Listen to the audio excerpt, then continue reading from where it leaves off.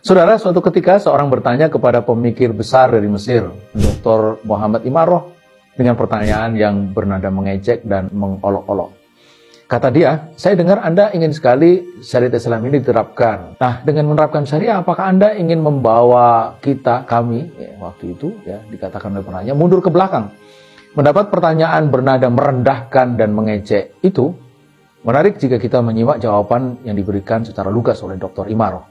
Ia menjawab dengan balik bertanya, ke belakang mana yang Anda maksudkan? Apakah belakang yang Anda maksud adalah 100 tahun yang lalu saat Islam menguasai sepertiga dunia selama 500 tahun?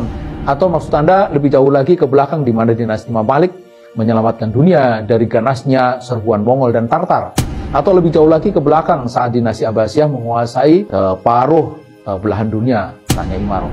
Atau ke belakang sebelumnya di mana dinasti Umayyah, atau sebelumnya lagi saat Umar bin Khattab menguasai banyak kawasan di dunia ini, atau di masa Khalifah Harun al-Rashid saat mengirim surat ke penguasa Imperium Romawi kala itu, Nakfur, dengan kata-kata, ini surat dari Harun al-Rashid, Amirul Mu'minin kepada Nakfur Kalbir Rum.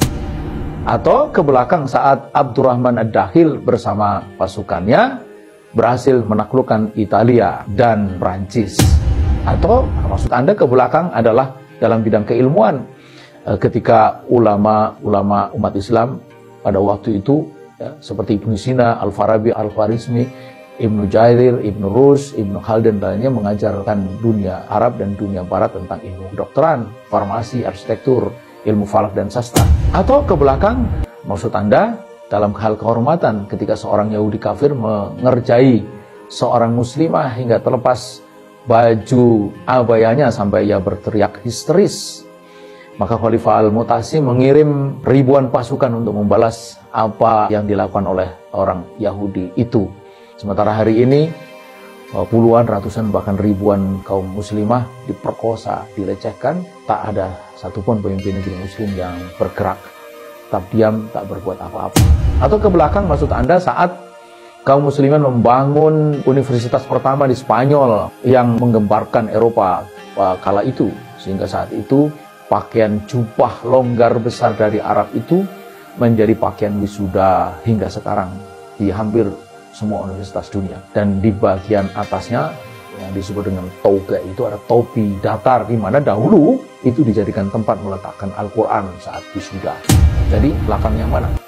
Atau maksud Anda ke belakang saat Kairo menjadi kota paling indah di dunia, atau ketika 1 dinar Irak setara dengan $483, atau maksud Anda ke belakang saat orang-orang melarikan diri dari Eropa yang dilanda kemiskinan dan pergi menyelamatkan diri menuju Alexandria, Mesir, atau ketika Amerika meminta bantuan Mesir untuk menyelamatkan Eropa dari kelaparan.